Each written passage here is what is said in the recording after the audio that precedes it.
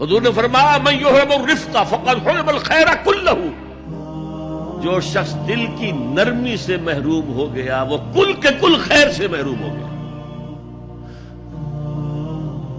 کسی کو دکھ میں دیکھو اور اس پوزیشن میں ہو کہ تم اس کا کوئی مداوع کر سکو اور نہ کرو، پھر تم چاہے مفسر ہو، محدث ہو، نیک نہیں ہو۔ تم عابد ہو سکتے ہو، زاہد ہو سکتے ہو، تم مفسر ہو سکتے ہو، محدث، نیک نہیں ہو سکتے۔ ہم درد خنجر چلے کسی پہ تڑپتے ہیں ہم امیر، سارے جہاں کا درد ہماری جگر میں ہے۔ اگر یہ رفق نہیں ہے، اگر یہ ہمدردی نہیں ہے، اگر کسی کو دکھ میں دیکھ کر آپ تڑپ نہیں اٹھتے، اگر اس کی مدد کرنے پر قادر ہو اور نہیں کرتے تو کل خیر سے محروم۔